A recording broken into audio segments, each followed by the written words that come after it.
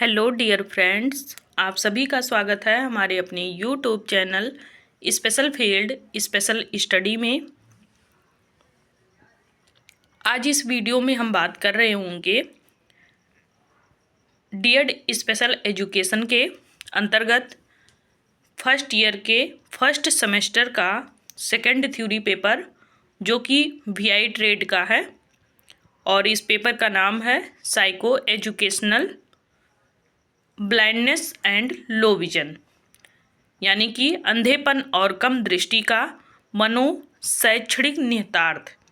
ये आप लोगों का विजुअल इम्पेयरमेंट का सेकंड पेपर है और ये हम लोग यहाँ पे पढ़ने वाले हैं। इसमें हम ऑब्जेक्टिव टाइप क्वेश्चन करने वाले हैं, क्योंकि इसके पहले आप लोग जानते हैं इंट्रोडक्शन टू डिसेबिलिटी जो कि कॉमन पेपर है और उसको HI, VI, IDD तीनों ट्रेड के बच्चे अध्ययन करते हैं और इस पेपर को केवल VI ट्रेड के बच्चे ही अध्ययन करते हैं। उसमें आप लोगों को 80 क्वेश्चन 20-20 क्वेश्चन का आप लोगों को वीडियो मिल जाएगा। वो वीडियो आप जा कर के हमारे चैनल पे विजिट कर सकते हैं। और VI ट्रेड के जो बच्चे हैं वो सेकंड पेपर अगर वो एग्ज़ाम की तैयारी कर रहे हैं तो ये वीडियो जो उनके लिए काफ़ी हेल्पफुल रहेगा। तो इसमें हम लोग ऑब्जेक्टिव टाइप क्वेश्चन सारे करेंगे, क्योंकि आप लोग जानते ही हैं कि 5 क्वेश्चन आप लोगों के एग्ज़ाम में पूछे जाते हैं जो कि एक नंबर के होते हैं और काफ़ी ठोस नंबर होते हैं। ये आप लोगों के लिए बेहद ज़रूरी होता है कि वो एक नंबर आपका गलत ना होने पाए। इसके लिए अगर आपकी तैयारी अच्छी रहेगी तभी आप उस एक नंबर को पा सकते हैं, नहीं तो फिर वो एक नंबर आपका थोड़ा सा भी कन्फ्यूजन हुआ तो गलत हो जाएगा। इसी के सिलसिले में हम इस वीडियो में 20 क्वेश्चन सॉल्व करेंगे और इसके पहले जो इंट्रोडक्शन टू डिसेबिलिटी का 20-20 क्वेश्चन का आप लोगों को क्लासेस दी गई है, उसको अगर आप लोगों को विजिट करना है, हमारे चैनल पे नए हैं तो आप हमारे इसी चैनल पे उस इंट्रोडक्शन टू डिसेबिलिटी का 20-20 क्वेश्चन का क्लासेस अटेंड कर सकते हैं। तो चलिए देखते हैं हम इसमें हमारा फर्स्ट क्वेश्चन क्या है। इसमें हमारा फर्स्ट क्वेश्चन है कि पुतली के आकार को नियंत्रित करने के लिए आँख का कौन सा भाग जिम्मेदार होता है। तो पुतली का जो आकार होता है वो किस प्रकार से नियंत्रित होता है और आँख का कौन सा भाग उसमें पार्टिसिपेट करता है, ये हमें जानना जरूरी है। तो इसका जो आंसर हो जाएगा वो हो जाएगा थर्ड, आइरिस। आइरिस ऐसा होता है कि आँख में वो पुतली के आकार को नियंत्रित करता है। ये पूरे आँख के आकार को नियंत्रित करने में अपना एक रोल निभाता है, जिसका क्या नाम है, आइरिस। अगला क्वेश्चन है हमारा कि आँख के किस भाग में प्रकाश केंद्रित होकर छवि बनाता है, यानी कि फिगर बनाता है। आँख के किस भाग में प्रकाश केंद्रित होकर के वहाँ पे फिगर बनाता है।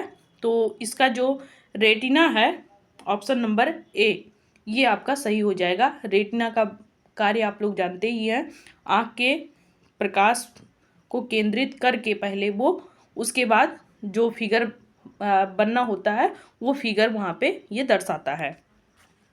अगला क्वेश्चन हमारा थर्ड है कि किस अपवर्तक त्रुटि की विशेषता वस्तुओं को नज़दीक से देखने में कठिनाई है, यानी कि किस अपवर्तक त्रुटि की विशेषता वस्तुओं को नज़दीक से देखने में कठिनाई महसूस होती है। तो इसका जो हाइप्रोपिया ये आपका यहाँ पे सही हो जाएगा। ये जो नज़दीक की वस्तुएं होती हैं उसको देखने में सक्षम नहीं होता है। जो भी व्यक्ति, उसको क्या दिक्कत होती है, हाइप्रोपिया की प्रॉब्लम होती है।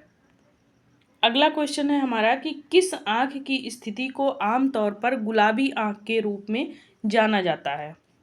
तो आँख की स्थिति को आमतौर पर गुलाबी आँख के रूप में किसको जाना जाता है, वो होता है आपका नेत्र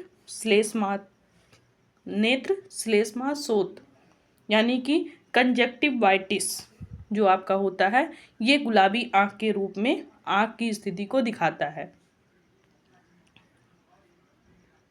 अगला क्वेश्चन है आपका क्वेश्चन नंबर 5 कि दुनिया भर में रोके जा सकने वाले अंधेपन का प्राथमिक कारण क्या है। यानी कि जब किसी बच्चे को देखने में समस्या आने लगती है पूर्ण रूप से, तो उसका प्राथमिक कारण क्या हो सकता है। तो उसका प्राथमिक कारण ये होता है मोतिया बिंदु। मोतिया बिंदु अगर किसी भी बच्चे को हो रहा है तो उसका वो प्राथमिक कारण बनेगा उस बच्चे को पूर्ण रूप से न देखने में। अगला क्वेश्चन है हमारा क्वेश्चन नंबर 6 कि आँख का कौन सा भाग प्रकाश को विद्युत संकेतों में परिवर्तित करने के लिए जिम्मेदार है। इसको थोड़ा सा ध्यान से आप पढ़िएगा। आँख का कौन सा भाग प्रकाश को विद्युत संकेतों में परिवर्तित करने के लिए जिम्मेदार होता है। तो रेटिना ये यहाँ पे अपनी भूमिका को निभाता है। अगला क्वेश्चन है हमारा क्वेश्चन नंबर 7 कि रेटिना में कौन सी प्रकाशग्राही फोटोसिरेप्टर कोशिकाएं कम रोशनी में दृष्टि के लिए जिम्मेदार है। तो इसका आंसर हो जाएगा छड़ें। नेक्स्ट क्वेश्चन नंबर 8 है कि किस अपवर्तक त्रुटि को निकट दृष्टि के रूप में जाना जाता है। तो निकट दृष्टि दोष के रूप में किसको जानते हैं, मायोपिया को, और दूर दृष्टि को हाइप्रोपिया को।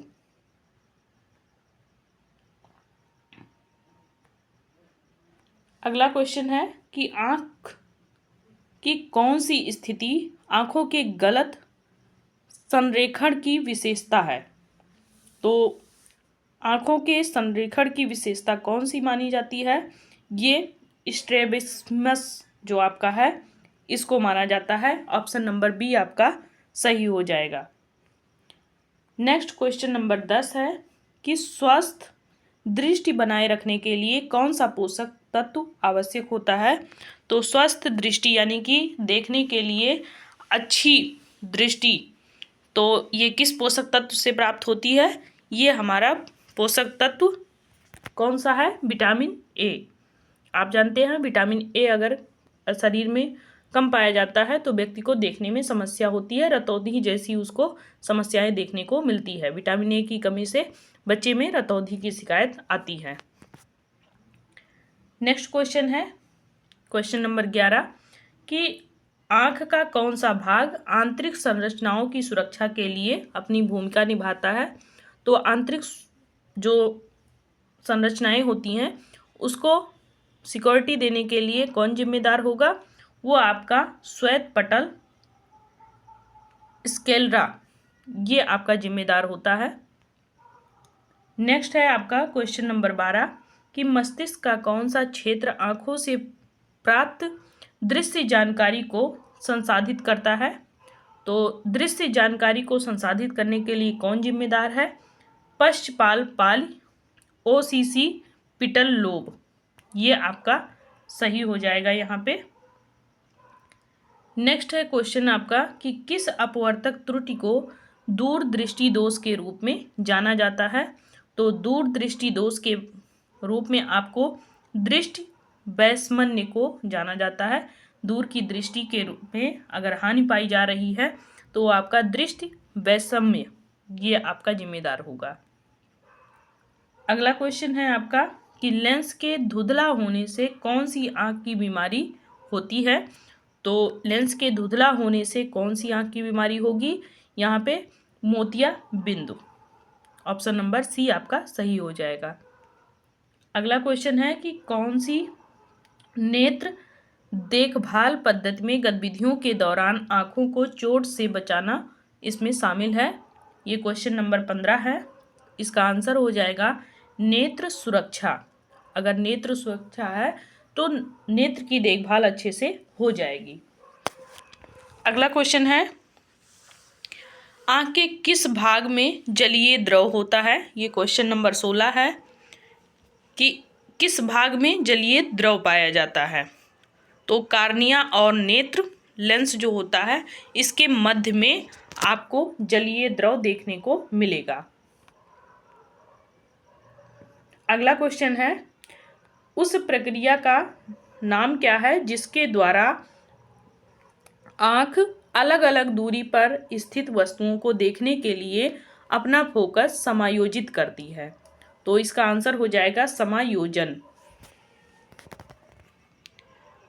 नेक्स्ट क्वेश्चन, क्वेश्चन नंबर 18 है कि कॉर्निया का लेंस का आकार अनियमित होने पर कौन सी अपवर्तक त्रुटि होती है?